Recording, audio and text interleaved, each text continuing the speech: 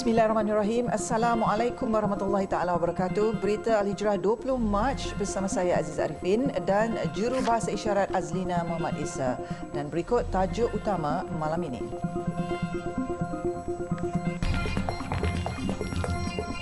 Syarikat kontroversi minta maaf.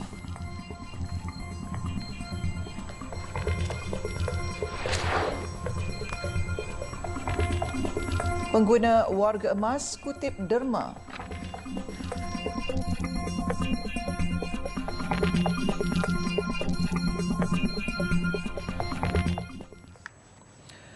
Sebuah asrama tahfiz An-Nadwi yang terletak di Jalan Kenanga, Kampung Sungai Ramadalam, Kajang musnah akibat kebakaran petang tadi. Pusat Gerakan Operasi PGO Jabatan Bomba dan Penyelamat Malaysia JBPM Selangor berkata, pihaknya menerima panggilan kecemasan kira-kira jam 4.10 petang sebelum mengarahkan anggotanya ke lokasi kejadian. Sejurus tiba di lokasi, anggota bertugas melaporkan kebakaran melibatkan sebuah stor dan asrama tahfiz bangunan setingkat kelas A berkeluasan 180 kali 40 kaki persegi yang terbakar 50%. Kebakaran tidak melibatkan mangsa dan kerja-kerja pemadaman sedang dilakukan. Punca kejadian masih dalam siasatan.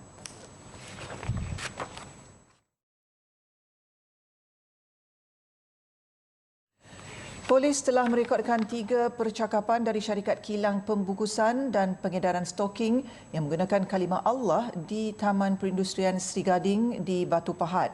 Individu yang diambil keterangan di IPD Batu Pahat itu termasuk pemilik, pengurus dan pekerja kilang terbabit. Setakat ini kita masih dalam siasatan lagi. Efek pada pagi ini pun kita telah merakam percakapan. Hari ini kita dalam proses merakam percakapan tuan punya kilang dan juga semua pekerja-pekerja kilang yang berurusan untuk mendapat bekalan, packing dan juga mengedar. Kita setengah. Beliau berkata demikian pada sidang media di Ibu Pejabat Polis Daerah Batu Pahat di Batu Pahat, Johor. Jelas Ismail, setakat ini pihaknya menerima 9 laporan polis berhubung isu penggunaan kalimah Allah. Namun tidak menerima laporan polis dari pihak pengurusan kilang yang mendakwa menerima ugutan berkaitan isu ini. Sementara itu, tinjauan di hadapan kilang terbabit mendapati pihak pengurusan menggantung banner permohonan maaf kepada semua rakyat Malaysia berhubung isu sensitif terbabit. Dalam banner yang digantung, pihaknya turut berjanji memastikan sensitiviti masyarakat berbilang agama terjaga, keharmonian terpelihara dan meningkatkan usaha kawalan kualiti. Sementara itu, kilang kontroversi berkenaan menutup operasinya hari ini. Notis yang dimaklumkan di pintu utama itu bagaimanapun tidak memaklumkan tarikh penyambungan semula operasi. Penutupan itu dipercayai bertujuan meredakan keadaan dan melindungi keselamatan pekerja, susulan tekanan serta desakan supaya membuat permohonan maaf terbuka atas tindakannya. Semalam, polis dari IPK Johor dan IPD Batu Pahat melakukan serbuan dan pemeriksaan sebelum menemui 5 pasang stoking tertera kalimah Allah. Bagaimanapun, pemeriksaan mendapati kelima-lima stoking itu adalah yang dipulangkan 3 kedai KK Mart ketika kontroversi bermula.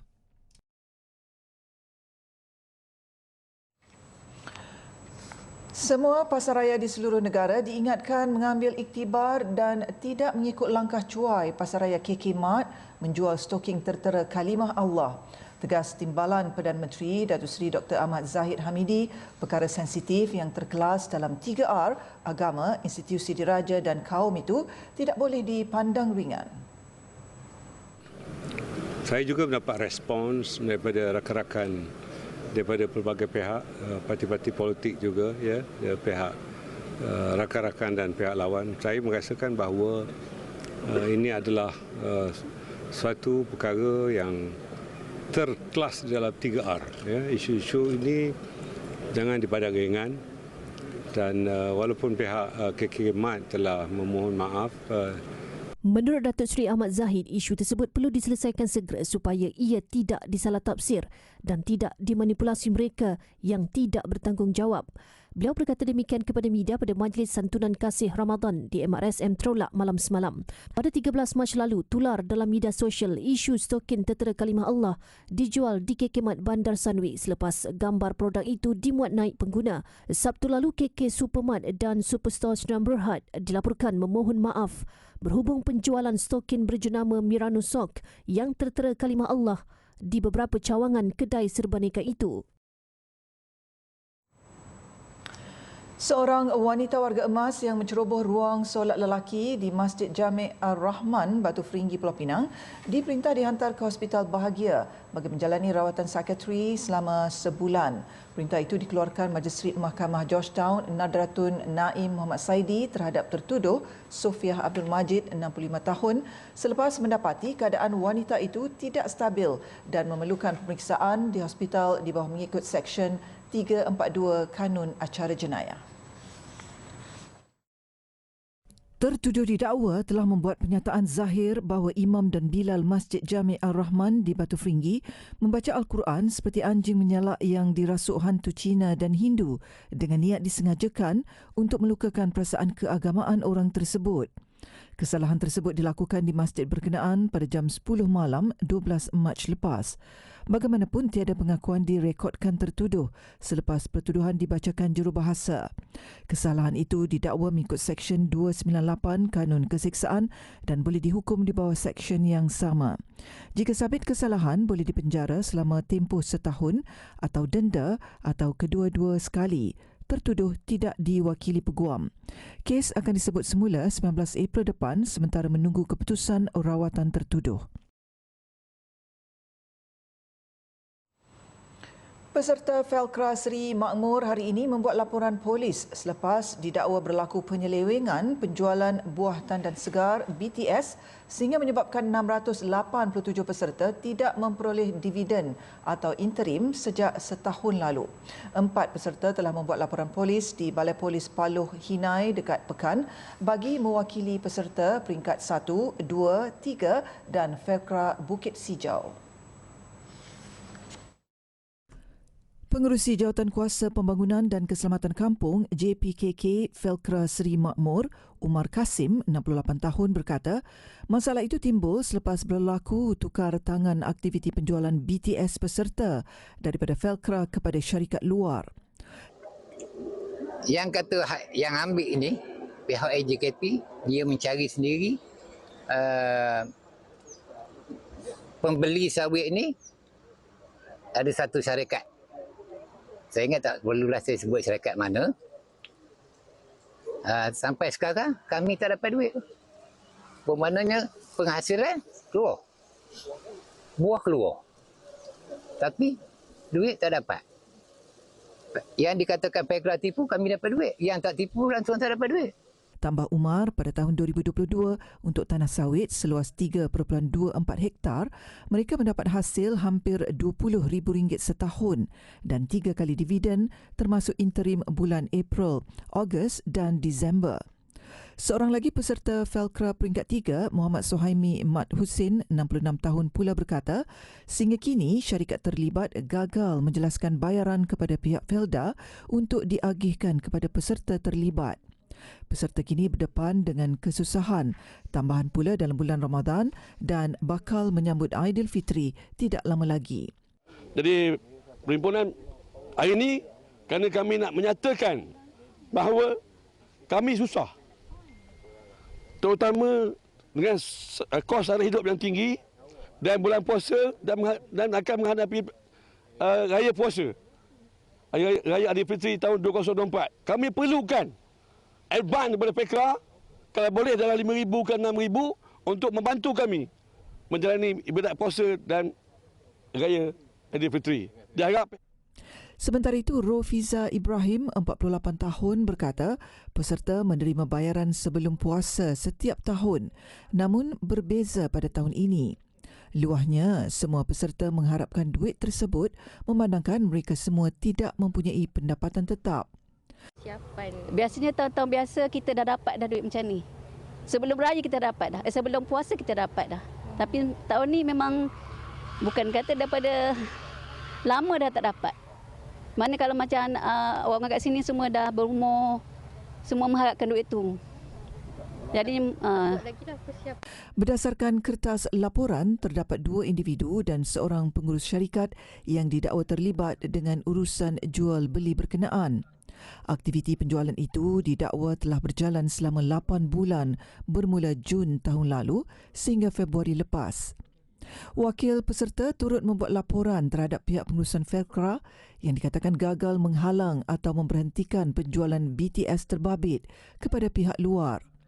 Mereka berharap sekiranya berlaku penyelewengan dalam hal ini, akan ada tindakan sewajarnya dilakukan secara telus dan tidak memilih bulu. Menggunakan warga emas untuk meraih simpati. Itu taktik digunakan sebuah pertubuhan bukan kerajaan NGO untuk mengutip derma di Ipoh. Setiap petang bermula pukul 3.30 petang, NGO terbabit akan menghantar sekumpulan warga emas ke tapak-tapak bazar Ramadan untuk tujuan tersebut. Tinjauan TV Al-Hijrah bersama Jabatan Agama Islam Perak Jaib ke Bazar Ramadan Stadium Indra Mulia Ipoh mendapati warga-warga emas terbabit bukan hanya penduduk tempatan tetapi juga ada yang datang dari Thailand. Menurut seorang pengutip derma yang ditemui, dia tidak diberikan sebarang allowance untuk kutipan tersebut dan hanya mengikut arahan NGO terbabit untuk mengutip derma di lokasi yang dihantar. Dia bagi makan. Dia bagi duit tak kawan cik? Tak ada duit, tak ada. Lepas tu hari ni datang ni, dia orang datang letak sini. Letak sini. Nanti dia datang ambil. Dia suruh kutip dari pukul berapa? Pukul 4 tadi, sampai kat pukul puasa. Dekat pukul puasa, dia datang ambil. Menurut warga emas ini, dia hanya diberi makan waktu berbuka dan satu ruang kecil di rumah sewa untuk berehat. Ditanya kesanggupannya mengutip derma tersebut tanpa sebarang gaji, Hassan berkata dia sebelum itu dijanjikan sedikit allowance.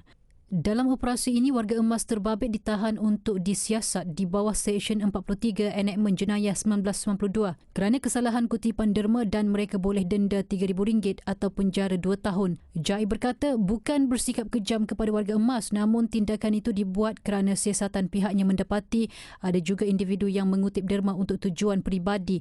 Menurut penolong pegawai penguatkuasa Jaib, Hafiz Rizal Abdul Manan, banyak pihak yang mengambil kesempatan untuk mengutip derma pada bulan Ramadan. Yang kita siasat, kita teliti tak ada kebenaran kutipan derma daripada Majlis Agama Islam Perak. So kita pun tahu bulan puasa ni ramai orang berlumba-lumba untuk dapat pahala lebih, sedekah yang berganda. Jadi ada pihak-pihak yang tidak bertanggungjawab, cuba menangguk di air keruh, mengeluarkan tabung-tabung ataupun mengambil kesempatan mengutip derma yang kita tak pasti hala tuju ataupun ke mana duit itu akan disalurkan.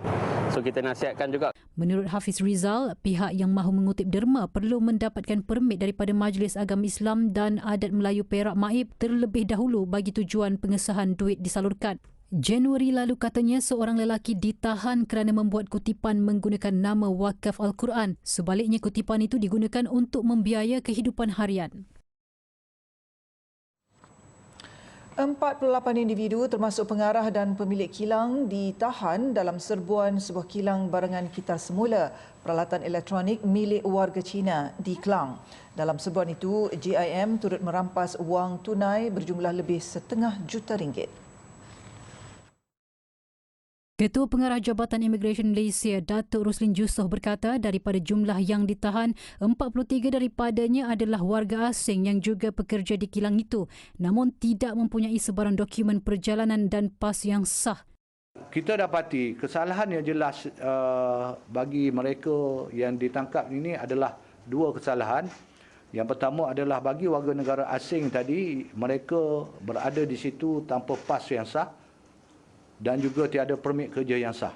Di mana ini ada melibatkan warga negara dan mereka ni adalah parti. Dan ada satu lagi kesalahan di mana pihak pemilik syarikat yang merupakan warga negara China juga telah menggajikan parti secara tidak sah di bawah Seksyen 55B Akta Imigresen. Jadi 2 kesalahan yang kita dapati wujud di sini, iaitu di pihak majikan menggajikan parti di bawah Seksyen 55B dan juga kesalahan bagi pihak parti tersebut kerana mereka berada di sini tanpa dokumen yang sah di bawah Seksyen 61(c). Beliau berkata demikian pada sidang media khas di Putrajaya. Dalam pada itu, Jim turut merampas lesen perniagaan, dokumen syarikat, sijil Suruhanjaya Syarikat Malaysia SSM, rekod perniagaan, kunci premis, 6 pasport Cina, 42 kad perakam waktu pekerja kilang serta wang RM688,900. Katanya kilang yang beroperasi selama 2 tahun itu juga didapati menggaji pekerja warga asing dengan bayaran RM2,500 hingga RM3,000 sebulan selain menyediakan tempat tinggal di kilang. Peneroka Felda dapat duit raya.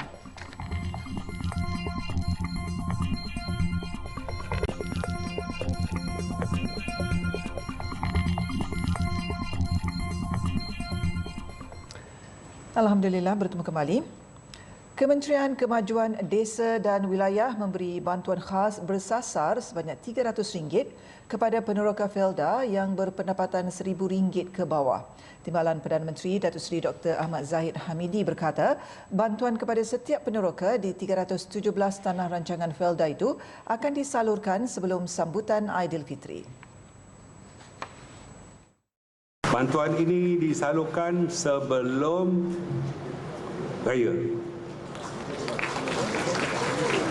Jika ada peneroka yang di bawah RM1,000 tak dapat sebelum raya dan hanya dapat selepas raya, beritahu saya. Sementara itu, peneroka berpendapatan RM1,000 ke bawah dan peneroka yang berpendapatan RM1,001 hingga RM2,000 pula akan mendapat penangguhan potongan hutang tidak termasuk kos operasi ladang untuk hasil bulan Mac.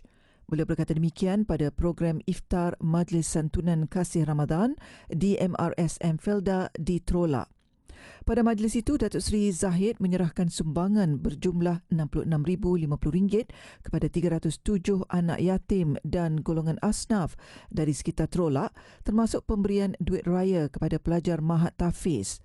Sumbangan itu disalurkan FGV Holdings Berhad berjumlah RM50,000, manakala RM13,000 dari Wakaf Felda dan selebihnya dari JKKR Gabungan Wilayah Trolak.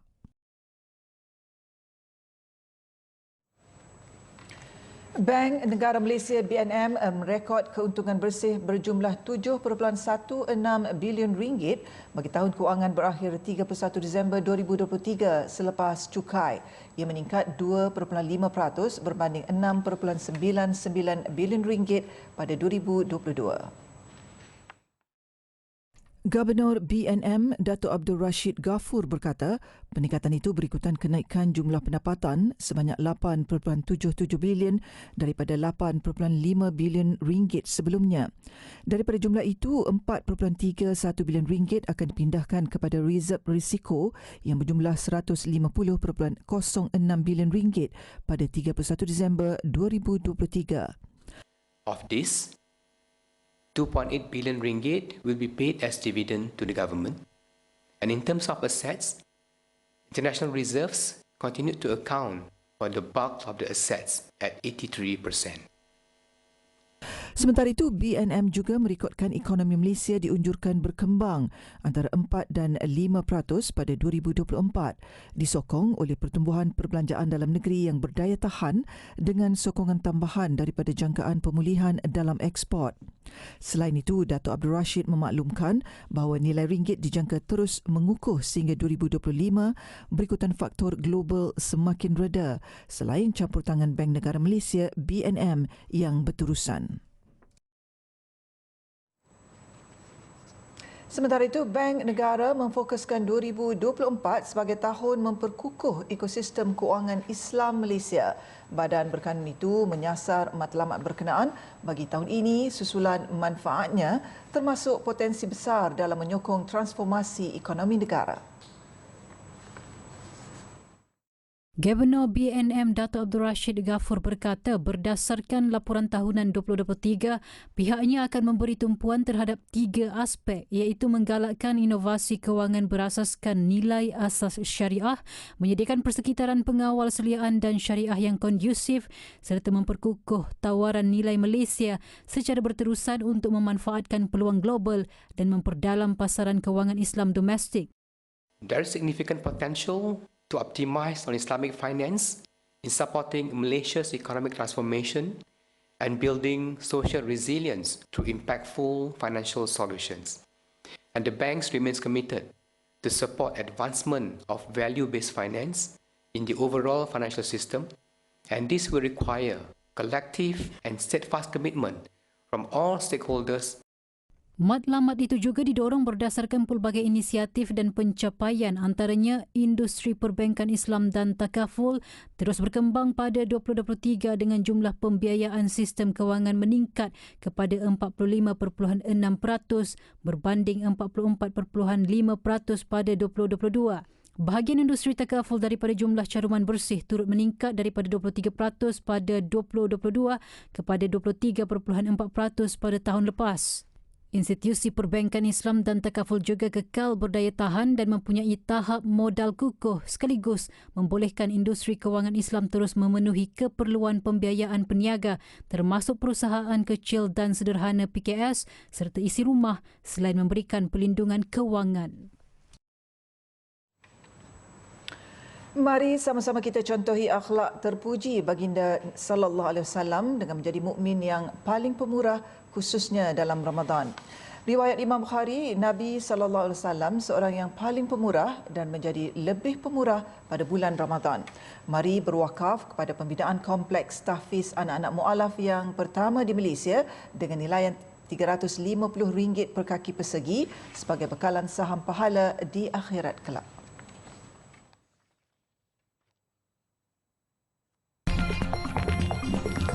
Penduduk kem Jabalia berasak bawa besin dan mangkuk.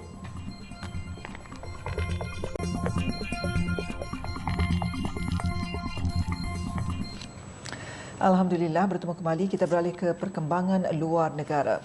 Kesan kebuluran di Gaza turut meragut nyawa bayi akibat dilahirkan dengan berat yang terlalu rendah.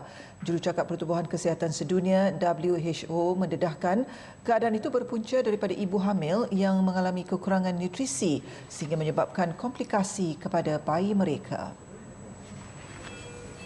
Ketika mendedahkan perkara itu di Geneva, WHO menyaksikan sendiri bagaimana kanak-kanak di Gaza berada di ambang kebuluran dan Badan Dunia itu mengambil inisiatif menubuhkan pusat penstabilan nutrisi.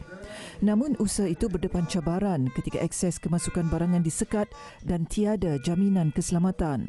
Sebelum ini, pelbagai pihak menyelar tindakan Israel yang menggunakan kebuluran sebagai senjata. Ketua Pesuruhjaya Agensi Pertubuhan Bangsa-Bangsa Bersatu untuk Pelarian Palestin, UNRWA, berkata krisis kebuluran di Gaza adalah jelas malapetaka buatan manusia. Basically, the entire population of Gaza is now dependent on food assistance, but we have more than half the population today which are living in what is qualified catastrophic level of hunger, which means that people now are about to enter into a stage of famine. Beliau turut mendakwa tidak dibenarkan memasuki Gaza atas alasan dokumentasi. Berdasarkan data UNRWA, 85% daripada populasi Gaza ketika ini hilang tempat tinggal, malah lebih sadis tiada sumber makanan. Sementara itu, penduduk di kem Jabalia bertolak-tolak bagi mendapatkan sup lobak merah kosong, terutama kanak-kanak dan wanita. Situasi menyedihkan tersebut berlaku di kebanyakan kem pelarian di Gaza ketika ini yang berdepan kebuluran. Kanak-kanak dan wanita berasak-asak sambil membawa besin dan mangkuk kosong, namun jumlah penerima lebih tinggi daripada bantuan yang diberikan. Justru tidak semua yang beratur akan menerima sup tersebut. Sup berkenaan hanya mengandungi campuran lobak merah dan beberapa bahan ringkas. Namun ia cukup untuk mengisi perut ahli keluarga penduduk Gaza yang berpuasa.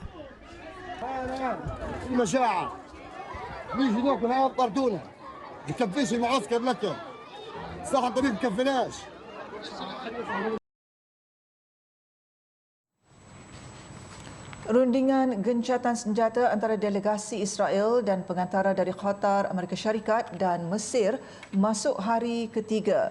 Jurucakap Kementerian Luar Qatar, Majid Mohamed Al-Ansari berkata, walaupun masih terlalu awal, Doha tetap optimis tentang kejayaan rundingan. Tambah Majid, sebarang serangan ke atas Rafah akan menjejaskan gencatan senjata. Dan rundingan Doha juga menumpukan kepada pertambahan jumlah bantuan kemanusiaan yang memasuki Gaza. Thank you, Mustafa. Obviously, I can't comment on the details of the negotiations as they are happening right now. As you know, we are in the midst of conducting the negotiations right now. We're, of course, cautiously optimistic that the negotiations have continued through the meeting you described here in Doha. The technical teams are meeting as we speak to hash out a lot of the details. However, it's still too early to claim any particular success. The negotiations are going, and that is what gives us optimism right now, is that we have resumed the negotiations in such a process. Ketua Mossad David Barnea yang mengetuai delegasi Israel telah kembali ke Tel Aviv pada Selasa untuk menghadiri mesyuarat Kabinet Perang. Seorang pegawai kanan Israel yang tidak dinamakan memberitahu Israel pesimis bahawa perjanjian boleh dicapai. Sekian untuk malam ini. Saya Aziza Arifin dan jurubahasa isyarat Azlina Muhammad Isa. Satukan ummah dengan ilmu bagi memperkasa Malaysia Madani. Assalamualaikum, Ramadan Karim dan selamat malam.